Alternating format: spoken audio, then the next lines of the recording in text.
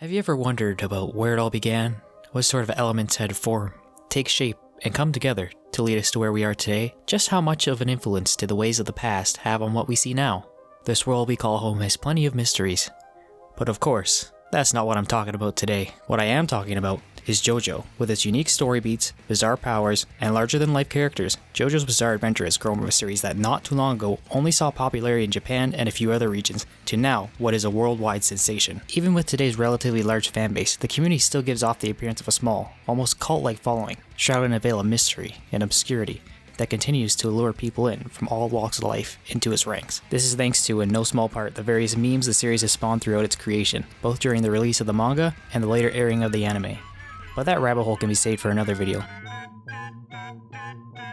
Because what I actually want to talk about today is Baoh, and how, without it, none of the circumstances I mentioned earlier would have came to be, and everything that we love about JoJo's Bizarre Adventure as we know it would never come to fruition. So join me today as I begin my descent down the spiral staircase of Araki's works, while most definitely not forgetting anything on the way, starting with a review and somewhat of a retrospective on his first successful series, Baoh, the Visitor. So what is Baoh? The world of Baoh is much like the world of JoJo, a world full of people with special powers, and unbeknownst to the general populace, there are nefarious actors in the background trying to wield said powers for the purpose of world domination. These powers present themselves in various forms: psychic abilities with their broad and ever-reaching applications, the use of accelerated evolution increasing a person or creature's abilities to sometimes absurd heights, and scientific enhancements pushing one past the natural limits of organic life. The namesake Baoh comes from a parasite created through this process of accelerated evolution, representing the peak of evolutionary progress. Of course, every parasite needs a host, but it can't just be any host. It needs to be a young man on the verge of death, so Baoh can entrench its control throughout his body as it heals him. Also, his parents need to be dead, because I guess that makes him a more suitable host somehow? Our main baddie, Dr. Kasumi Nome, seems to think so. Through his tenure at the Biochemical Warfare Development Group, Dora's secret organization, he managed to develop a serum which speeds up the process of evolution, and use it on all sorts of different animals, to which he would then subject to generations of suffering through the most extreme environments, selecting the survivors and then repeating the same process with them, rinse and repeat, until he achieved his desired results with the surviving creatures developing neoplasms, and a normal growth of tissue caused by the rapid division of cells that have undergone some form of mutation. All this led into the creation of Baoh, of which the young man I spoke of earlier would become his first human host, this man being Ikuro Hashizawa, our story's main protagonist. But let's not get ahead of ourselves. I said he was his first human host. Baoh, of course, was tested on animals first, as seen with this dog. Listen, I know what you're thinking, but you can't have an Araki story without the unfortunate death of at least one dog. I think I read that somewhere. Anywho, this dog gives us a look into the fearsome power that Baoh possesses. Awakened from its slumber, it appears to be a normal dog. However, a rash has developed underneath its fur from secretions of bodily fluid induced by Baoh. The doctor has brought it here for a demonstration to show the potential of his scientific achievement. A tiger is led into the enclosure, which swipes off half of the dog's face in a brutal fashion, appearing to have stricken a fatal blow. But what it doesn't know is that this is the perfect opportunity for Baoh to unleash its maximum destructive potential, taking over control of the dog's body and transforming it into a new state, the Baoh Armed Phenomena, bestowing the dog the strength to maim the tiger as if it were nothing, as well as giving it a whole slew of other abilities, which unfortunately, it won't live to see. As the demonstration closes, the doctor ensures to show the mysterious organization's Squid Game benefactors the secret to killing Baoh: the destruction of the brain, followed by the immolation of the body and the parasite, illustrating that even though Baoh may possess immense power, the organization still has a means of destroying it. As otherwise, with each passing day Baoh lives, it grows in power, and should it live for 110 days, it would spread and contaminate the entire world. That, or maybe it was just written in there because that's one of Araki's tried and true methods of establishing someone as evil. You know, the whole killing a dog thing. Now that we have this established, you might have some sort of idea of what kind of trouble the organization would face should Ikuro escape. It's a good thing Baoh goes into some sort of stasis when placed underwater, otherwise they wouldn't be able to safely transport him using their top secret train that they always make sure to keep chock full of all their latest experiments. They would later come to regret this. You see, it's not only biochemical weapons that this organization is interested in. They also have their hands deep into the world of ESP, and as part of their research, they brought along this young girl with strong divining abilities named Sumire, who really doesn't like the fact that this Lisa looking woman is drugging her so that she stays under their control. So like Joseph, she employs mind games and tricks to overpower her enemy and begin her escape. I mean, just look at her technique with the rope. It's just like him.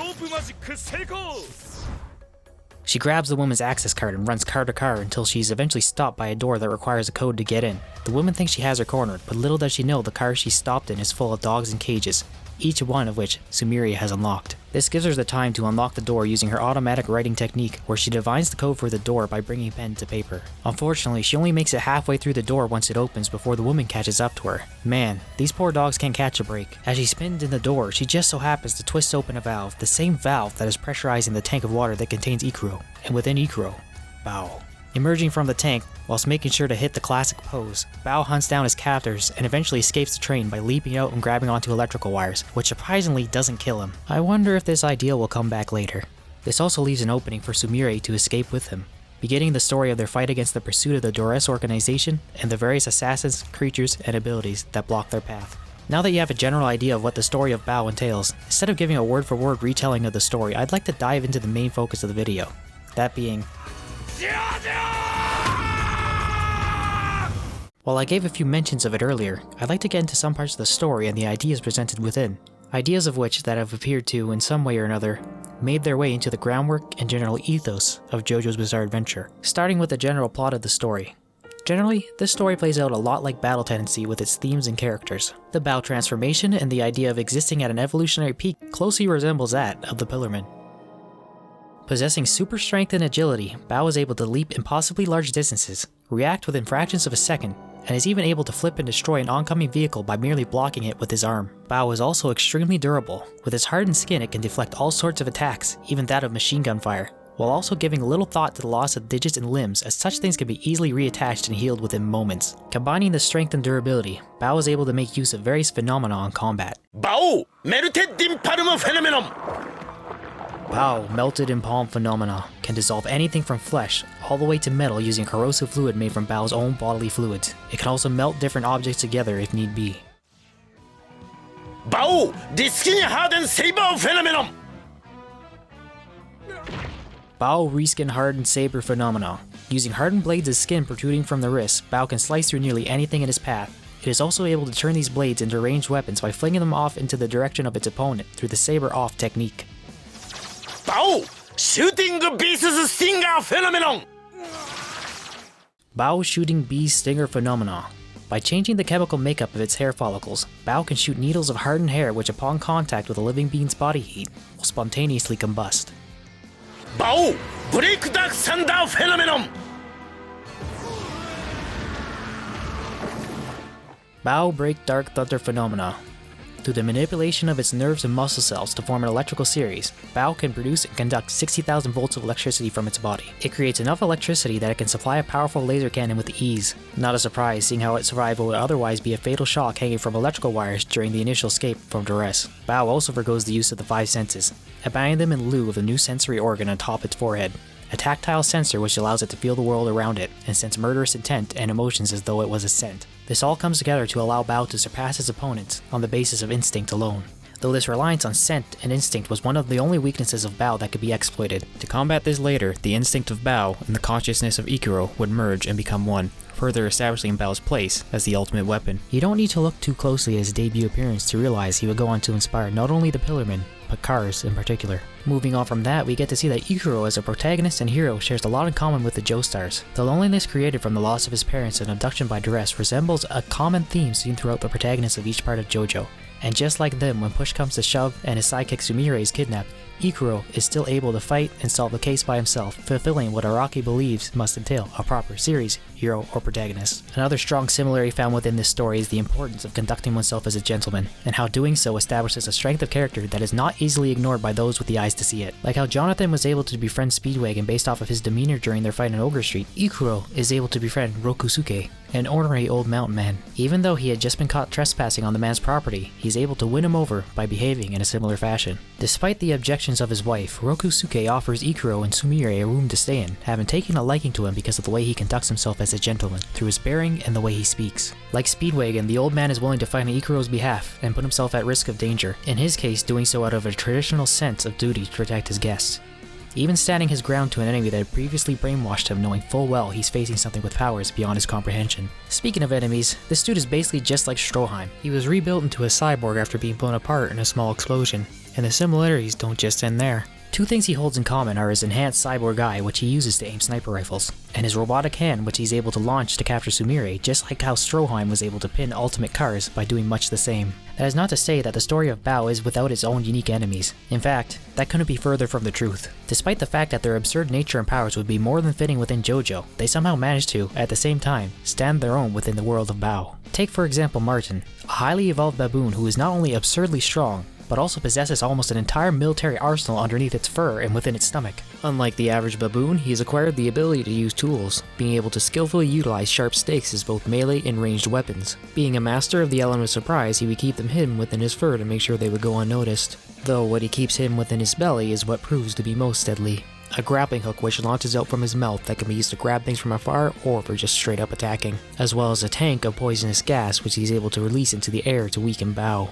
Yes, somehow this monkey managed to find a way to be even more absurd than the rats from Diamond is Unbreakable, even without having a stand. Speaking of stands, if there is any enemy that would be a perfect fit as a stand user in this story, it would be Walken, the Earth's most powerful psychic. This dude is able to vibrate molecules with his mind, which allows him to do anything from boil a cup of coffee just by thinking about it, to disintegrating everything within his range, whether it be solid matter or even people. He can also throw a molecular vacuum wave, which is kind of like a giant key blast made of air, which also disintegrates whatever it touches. Then there's the molecular seismic wave, which can melt the ground and walls around him with fine enough control that he can trap his opponents within it. What would be a good name for an ability that can control heat, air, and the ground? Well, anyway, with enemies like these, Baoh is going to need a lot more than brute strength to be victorious, and much like the fights in JoJo, many times it comes down to battle IQ, where by outwitting one's opponent and playing to one's own strengths, even the strongest of adversaries can be defeated. My favorite example of this by far is when Baoh is trapped in a corridor that's slowly filling with a digestive fluid, with a digestive effect so powerful that even he would not be impervious to it given enough time. For good measure, the room is filled with giant sap spiders that possess a special protective enzyme which prevents them from being digested, giving them a predatory advantage, ensuring the certain death of any who find themselves trapped within. So you're standing there slowly melting away, losing strength with each second, and once you're weakened enough, you are sure to be eaten. So question is, what can be done with this giant enemy spider? Using the skin saber with the precision of a surgeon, Baoh slices into the sap spider, creating enough room to hide inside of it, whilst also avoiding its vital point, allowing it to continue secreting its protective enzyme. Once enough time has passed that the enemy is certain Baoh is done for, the fluids are drained and the corridor opens. Out pops Baoh as though nothing had happened, and off he goes to continue his journey. See, it's things like these that make Araki's work so special, with often repeating story beats that always somehow manage to stay unique. A clash of bizarre powers creating exciting and unpredictable battles, and lovable unique characters that maintain a kind of staying power that manages to persist beyond their original creation. All these things are present within Baoh, and Baoh is also present within JoJo. And JoJo is also present within JoJo if you read the manga, but let's not get ahead of ourselves again. The cycle of rebirth and renewal of not only Araki's own creations, but the works of many others in the fields of fashion, music, art, and so much more is truly something special, and something worth treasuring. And I would truly recommend if you're a fan of JoJo to go back and read Baoh. I don't think you'll be disappointed. There's plenty of gruesome fights, an exciting story, and even brief glimpses of body horror if you like that kind of stuff. Just make sure not to watch the OVA until you've read the manga, as even though it's definitely a good watch, it's missing 90% of the story and isn't completely loyal to the source material. It would be awesome if we could see a new adaptation of Baoh be made with the JoJo narrator, Toru Okawa, backing him up much like he did in All-Star Battle. With the popularity that the Rohan OVAs have received despite being a slight departure from what people are used to within the main series, I'd say people would be more than happy to see more of Araki's work given the same treatment. We can only hope that they'll try. If you do go on to read the manga, to clear up any confusion, I tried my best to use the original non-localized names in the making of this video. If you've seen the first video I made on this channel, you probably are aware that I don't like it when things like names get changed for the English localizations. But before I move too quickly and close out this video, one more thing must be explained. Just how did Baoh change everything? Well, for JoJo at least.